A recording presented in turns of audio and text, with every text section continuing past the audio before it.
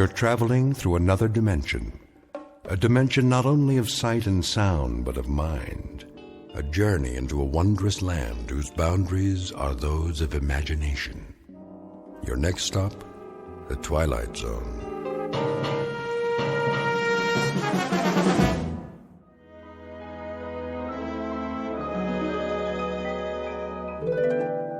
All right, ladies and gentlemen, let's begin with the field reports. Who wants to go first? I will, sir. Proceed. I don't want to spend all eternity on this. Yes, sir. First up is Angel First Class Scott Cousins. Assignment, Orion. Project, Evening Miracles. Job rating, excellent. Good man. Real stuff. Next. I have a report on Angel Second Class William Allen. Assignment, Beetlejuice, Project, Planet Rotation and Weather. Job rating, excellent. That's his third good rating this month. Recommend him for promotion to first class. I concur, Chief. Right on down the line. Miracle-wise, he's done tremendous things. First class it shall be. Moving on. Cranston? Yes, sir? Well, how about the occupied planets? How about them? Oh, I'd say solid results all the way down the line, Chief. With the possible exception. With the possible exception of what? Apprentice Angel Harmon Cavender, sir. What's his assignment? Earth. Earth? It's the dinky one, sir. In the solar system, the third planet from the sun. Oh, yes, that's the noisy one with all the trouble spots. And so who did you send down there? Cavender? Yes, sir, I'm afraid so. You'll forgive me, Cranston, but there's a question of judgment here. The last time you sent Harmon Cavender out on a project, we lost 3 planets, and it took 1,000 years to repair the damage. May I ask why we're still using that man? He means well, sir, and he's the oldest angel we have.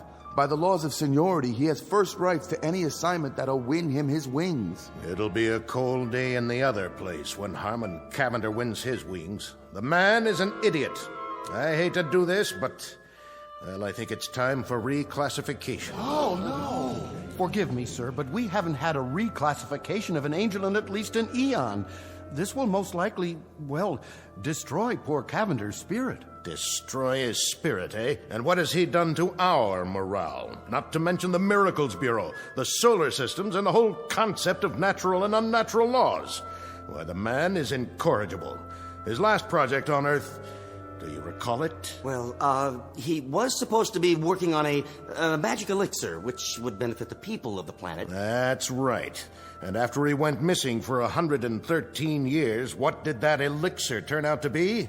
Gin. 113 years, and there he sat, an apprentice angel with the power of miracles, the prerogatives of a celestial entity, the acquired wisdom of 1 billion eons. And what is his accomplishment? The repeal of prohibition. With your permission, Chief. What? What's your recommendation now? That man won't win his wings no matter the time, the place, the circumstances. With the Chief's permission, I could assign him to a very minor project. I mean, put him on an individual case, a relatively unimportant one. Like what? One of the Class D problems. You know, Chief, as we've done on occasion.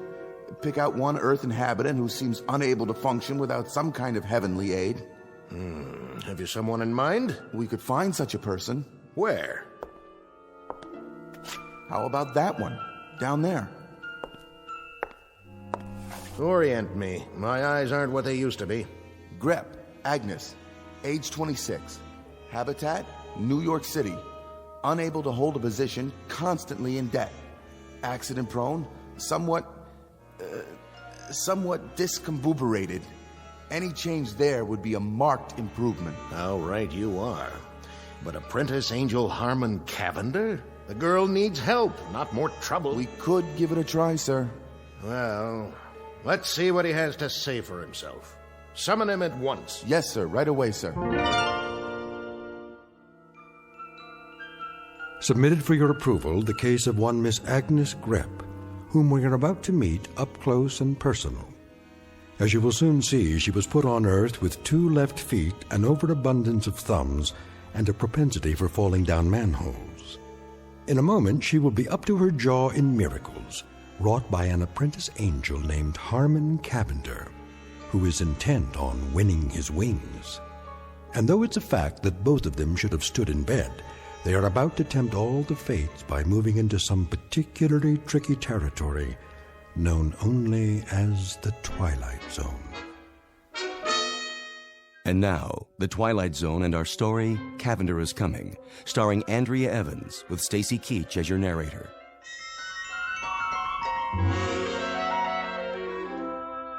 Excuse me. Yes? Is this the 3rd Celestial Division? Yes, sir. Angel Placement Bureau? That's correct. Do you have an appointment?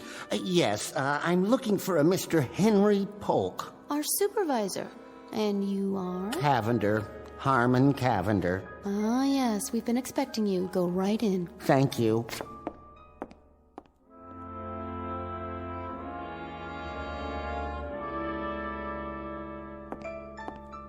You called me, Chief? Ah, there you are. Cavender, I presume? Nice office you have here. I like the cloud effect. Makes it look like infinite space out there. It is infinite. Oh. Apprentice Angel Cavender, it has come to our attention that you are the only angel in your class not to have won his wings. Sad but true. Not for want of trying, I can assure you. It has further come to our attention that you are a clod. A clod, sir? Never mind. Before reclassifying you, Reclassify? we're going to give you one more chance. Oh. Walk over to the edge with me and look down through the cloud cover. Cloud cover.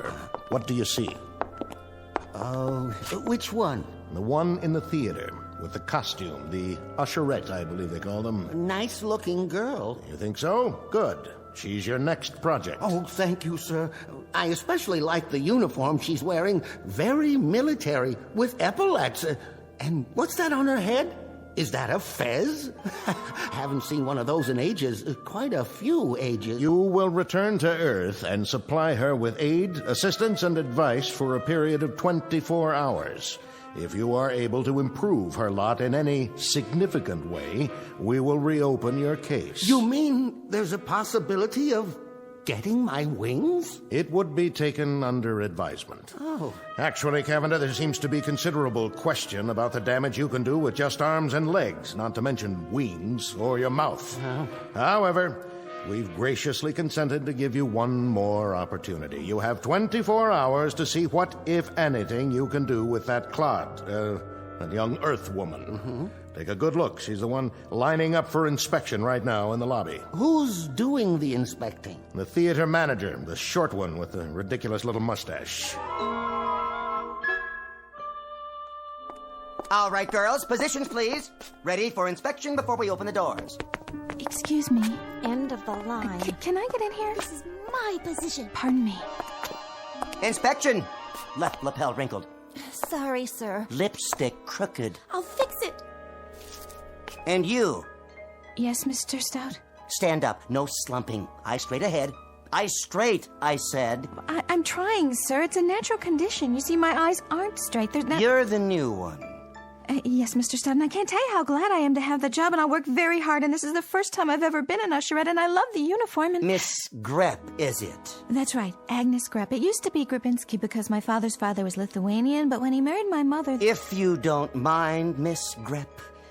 Now then, for the benefit of the new recruits, I will go over very quickly the prescribed positions and order of the day.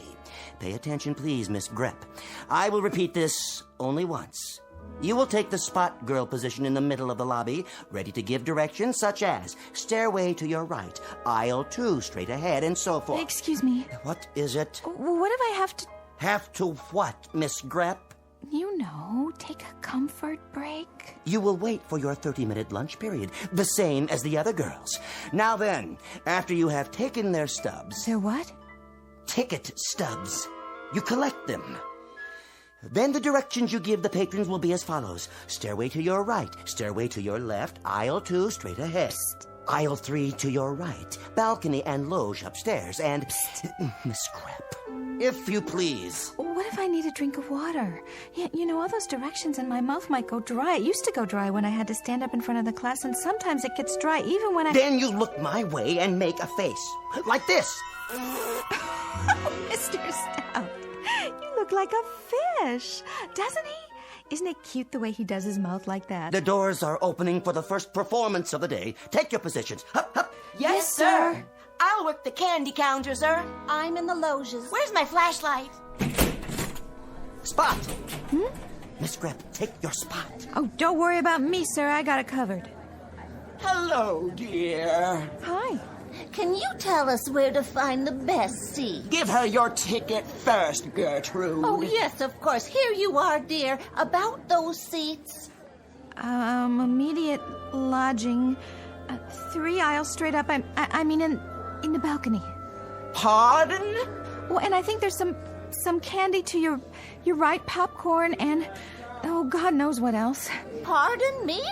Must have water. That man, ask him, but please. Oh, Mr. Manager, I think your usher here is having a fit.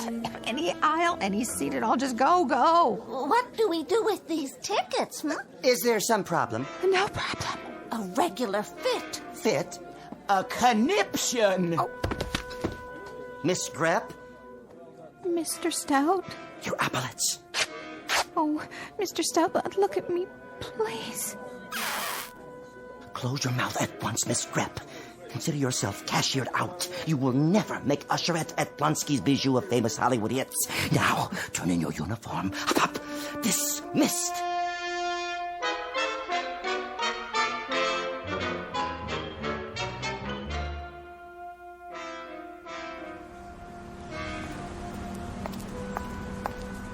Oh, well, that's showbiz.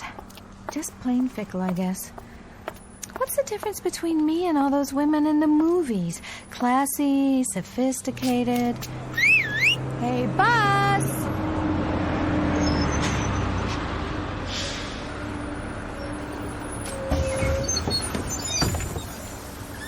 You got a bus pass? Not as such. I wanted to get one, but then I thought if I did, I might lose it, and then I'd be out all that money, so I never got one, and now Put your quarters in the machine.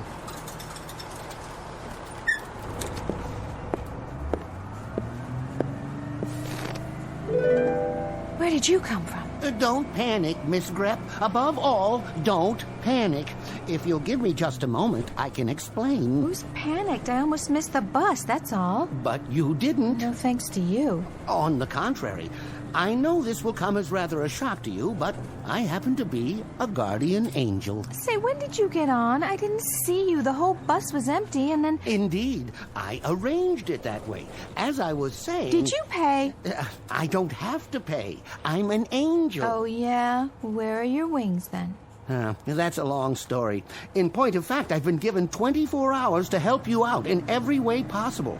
This does not preclude the use of miracles.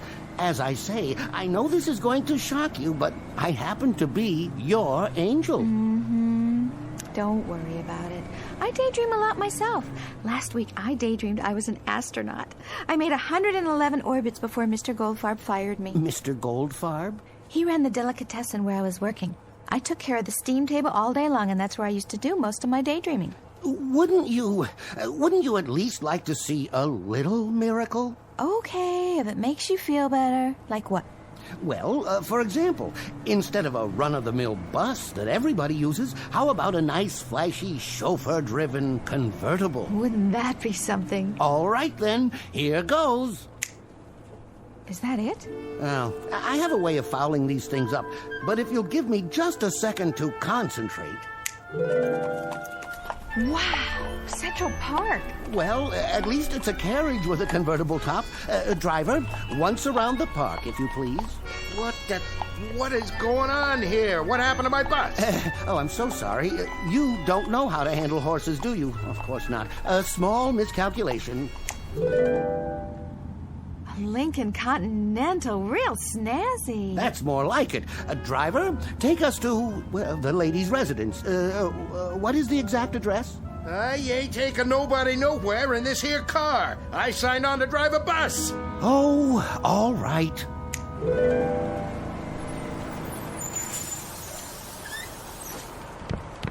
From here on out, folks, you're on your own. When the supervisor comes to claim the bus, tell him I resigned.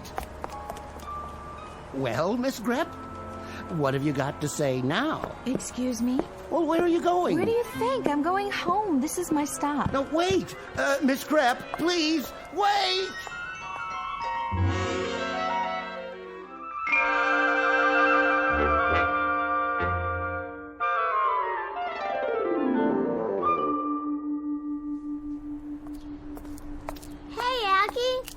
there. How's my favorite little girl today? Okay. Been playing? Yeah. I'll bet you had fun, huh? Well, it would be more fun if you could play with me. How come you have to go to work? Not anymore, I don't. I'll play with you tomorrow, okay? We'll go to the park. Promise? You come over and knock on my door in the morning and we'll go, okay? Okay. See ya, Aggie. Hi, Aggie. Hey there, Teddy. You got any candy today? Have I got candy? Look at this. I brought it all the way from Plonsky's Theater, just for you. Gee, thanks.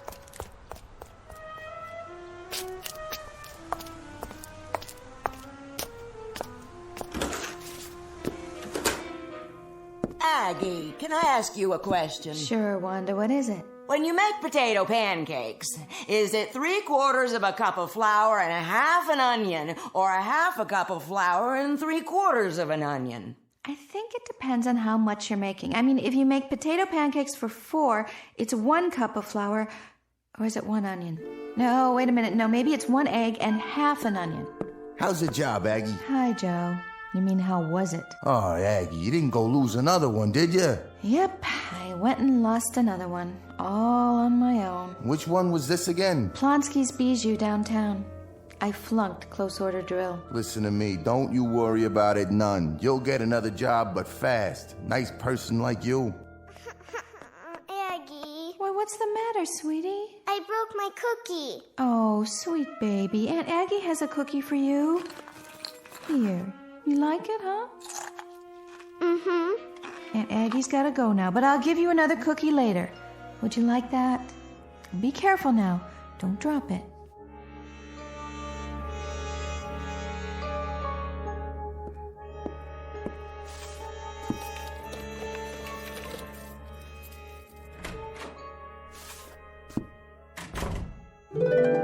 Don't panic.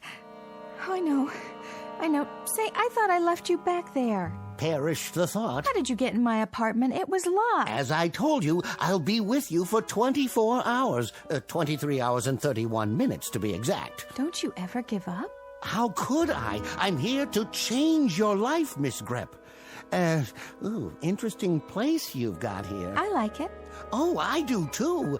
Particularly the stuffed animals and the Cupid dolls. Been collecting them for some time, haven't you? If you'll excuse me, I have got to take these shoes off. My feet are killing me. Let's get down to business, shall we? What kind of business? In a case like this, I usually examine the most pressing problems and then formulate a plan to alleviate them. Me too. Only whenever I make a plan, something always happens. You know, like a fly in the ointment. Is that an expression? Oh, my mother used to say that. Whenever my father made plans, like the time he went into business raising rock Cornish game hens, it was a great plan, let me tell you. I think the way to attack this employment problem of Would yours... you like something to drink? Oh, yes. That is, no, I really shouldn't. As I was saying... Tea or coffee? You look like a tea man to me. I think I've got some tea bags somewhere. Don't trouble yourself. How about a beer? Oh, no. No. Now, why don't we fix it so that you're independently wealthy and don't even need employment? Wine? What kind? I've got some sherry. I don't think so. Now, my dear young lady, we are discussing the alteration of your entire future. For the moment, we can dispense with the convivialities and proceed directly to... Yes? You wouldn't happen to have any gin, would you, by any chance? Just lying around, going to waste? Afraid not. Oh. Oh, but I could run down to Mrs. Riente's apartment. Her husband makes it. Well, sort of. You see, he starts with, what do you call it, neutral grain spirits, and then he adds these sloe gin berries, and then... No, thank you. I've had that kind. Manufactured in a bathtub, as I recall. But back to business. First off, you can't live here. Why not? Something wrong with this place? Well, not at all, but it wouldn't fit in with your new lifestyle. I happen to know that there is a penthouse available right now at the Savoy Arms. Where's that? Park Avenue and 58th. A penthouse? And how would I pay for it on my salary, even if I had a salary? My dear, there are all sorts of ways. Hey, Buster, I am not that kind of girl. Dear lady, I have no doubt. But please try to grasp the situation. As of this moment, you are independently wealthy. Now, why would you say a thing like that? Watch this. Nothing up my sleeve. Where did that come from? Look closely. This is an absolutely genuine statement from the New York National Bank, savings account number 66103, in the name of Miss Agnes Grepp. You think maybe there's another Agnes Grepp? I seriously doubt it. The total balance in liquid assets is... but perhaps you should read the figure for yourself. I like to use odd numbers, by the way. An aesthetic preference on my part, more pleasing to the eye, don't you agree? I think you like to use too many zeros, too, don't you? Perhaps you should sit down. Now, on to social activities. I go bowling on Thursdays. Bowling schmoling. That's okay for pin setters, not for a Park Avenue debutante. Who's a debutante? Look around. I think you'll get my drift. If I do say so myself, I'm getting pretty good at this. Look at the way they're all dressed. Tuxes and evening gowns, and me with these ratty clothes. Oh, oops. There, I hope you like the color. A perfectly charming party, Agnes, my dear. And you, ravishing, absolutely ravishing. Thank you very much, I guess. Anthony Chumley builds and operates ocean liners. The young lady is Miss Darlene Carruthers Morgan Jones. Her father is president of the bank where your money is. My dear, you are exquisite, enchanting, delightful. Hey, don't wear out the hand, okay? I intend to notify the society editor at the Times that this was the high point of the season. Absolument, the peak. What an image you are. What a dream. Jacques Lemond, very big in perfume. Champagne? Martinis? Over here. Very good, sir. Now this is what I call a miracle. Best martinis I ever conjured. The absolute peak. I better not drink. I get silly when I do. Say all kinds of crazy things. Come with me. If you think this is something, look in the other room. Where are we going? Your boudoir. All yours, my dear. Part of the miracle. You have got to be kidding me. I've never even seen a round bed before, well, except in the movies. Is that satin on the walls? Want to try something? Now you wait a minute. No. Push the button there, on the wall. You mean there's a whole nother room full of clothes? That is your closet. No. It's bigger in my apartment. Oh, my darling Agnes, a perfectly stupendous party. I just told Wilfred that nobody in the world can throw a party like Agnes Grepp. You just ask him if I didn't say that. No one in the world, my dear. Wilfred, do you think you've had enough champagne? Wilfred, will you please not? Well? Well? It's a blast, isn't it? Yeah. Real crazy. Time to mingle with your constituents, Agnes. Go on, get out there. If you say so, Mr. Cavender. Guess I can give it a try. Oh, darling. Agnes, you simply must tell me who designed that dress. Come over here and meet my friends from the club. Fabulous party if I do say so. The beverages, too. Absolutely fabulous.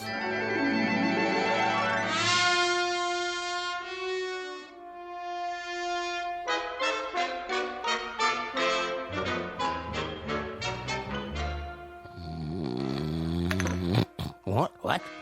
Oh, yes, the party. A real blast. A humdinger. Cavender, you have outdone yourself. What time is it? Early, sir. Where is everybody? They've all gone home, sir. Oh, and Miss Grepp, is she... She's gone on an errand, sir.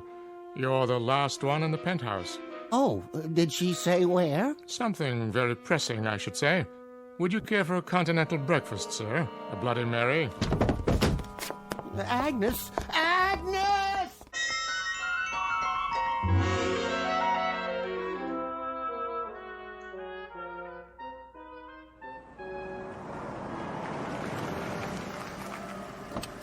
Wait here, driver. Here, miss. Are you sure? I'm sure. Can I help you? Hi, Wanda. Guess I was out pretty late last night. How are you this morning? Fine, miss. Anyone in particular you're looking for? Just my own bed, good old 13A. 13A's been rented. It has? To a nice couple. You a friend of theirs? Hi, Joe. Gonna get the morning paper, huh? Yeah, so? So I just thought I'd say hello. What's with the fur coat, sister? You slumming? Joe.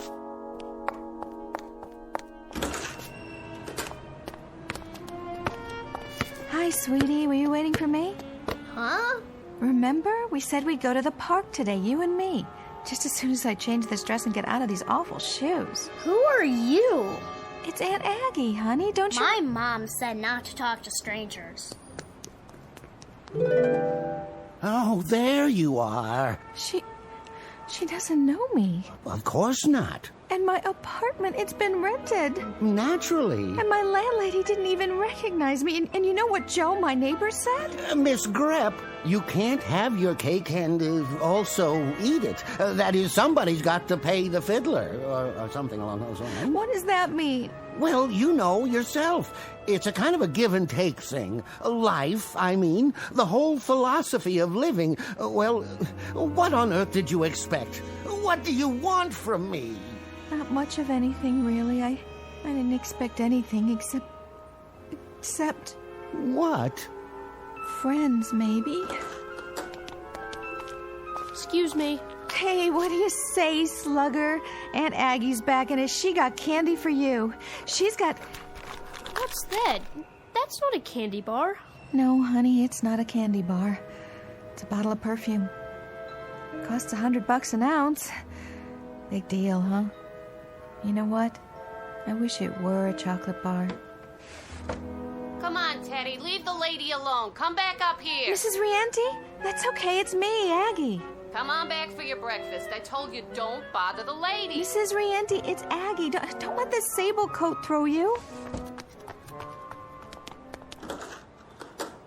Driver, take the lady back to the Savoy Arms. Yes, sir. No, not the Savoy Arms. How's that? No more Park Avenue and 58th. I don't want to go back there. I want to stay here. Why, I'll never win my wings now. I'll be drummed out. I'll be reclassified. Didn't we have a wonderful time? Don't you have everything you want? Mr. Cavender, you want to make me the happiest girl in the world? Then knock it off with the Park Avenue penthouse, the sable, the whole bit. I want it the way it was. The way it was? Unstable, unresolved, and unemployed? Disconnected, discombobulated, and behind in my rent. But that's for me. That and bowling, babysitting, and potato pancakes. How about it, Mr. Cavender? All right, Miss Grepp, but I think you're making an awful mistake. I tried. God knows I tried. Can you hear me up there? You can't take that away from me. What do you say, Egg? Top of the morning, Joe.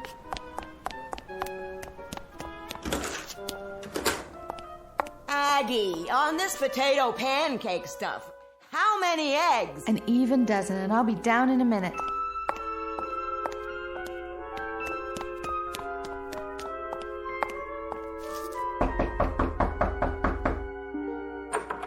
Hi, Egg. Hi, Mrs. Rienti. I hope you don't mind. I brought something for the kids. Hi, Aggie. Here you go. Here's a chocolate bar for you and some candies for you. Thanks, Aggie. No, thank you, you beautiful, gorgeous children. I just wish it was more.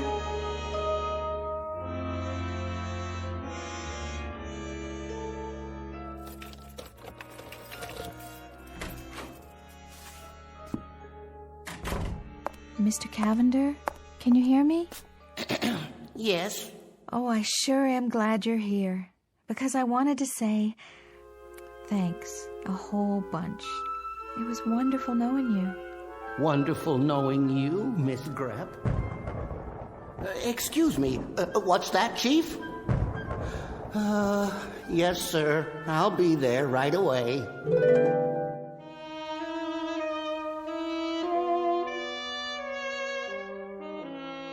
Cavender checking in, sir. I was just looking over the report we received on you. Conduct unbecoming an angel. Gin and tonic consumption. Gin fizz consumption. Gin on the rocks. Extra dry martinis. General inebriation. Need I go on? Cavender, you're a disgrace to the entire service. I'm sorry, sir. I truly am. I'm afraid you know what this means. Reclassification, sir. At least reclassification. I know it.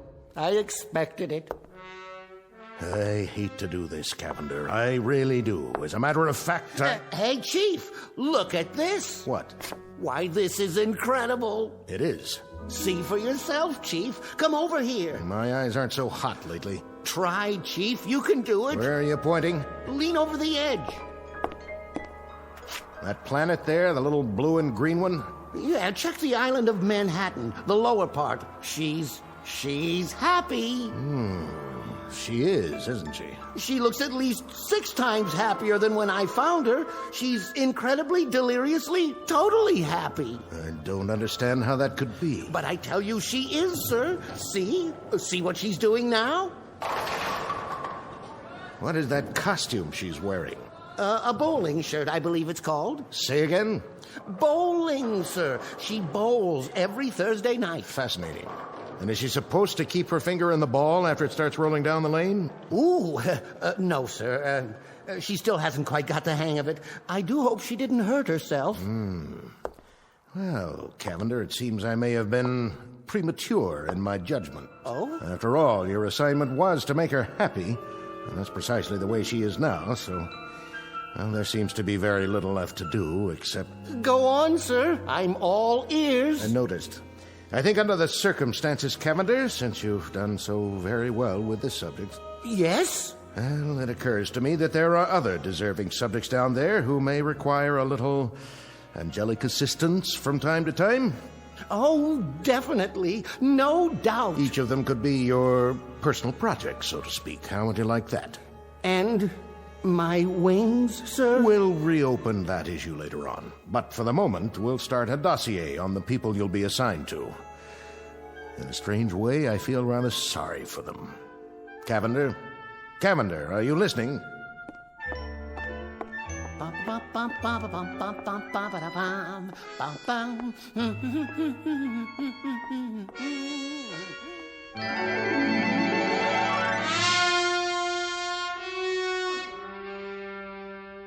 Chapter 1 in the saga of Harmon Cavender, Guardian Angel, proving, among other things, that happiness is relative, that angels have their own problems, and that some people never had it so good, or something along those lines. Tonight's excursion into the Never Never Land known as the Twilight Zone.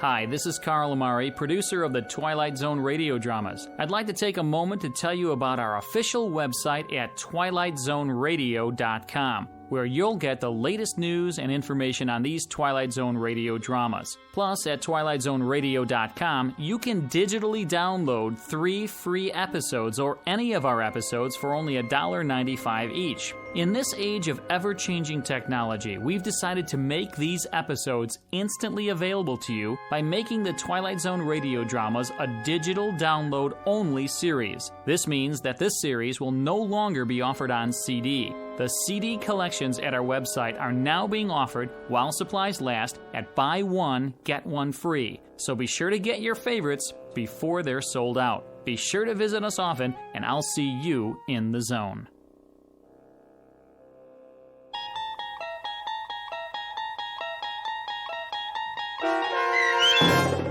Cavender is Coming, starring Andrea Evans with Stacy Keach as your narrator, was adapted for radio by Dennis Etchison and based on a script by Rod Serling.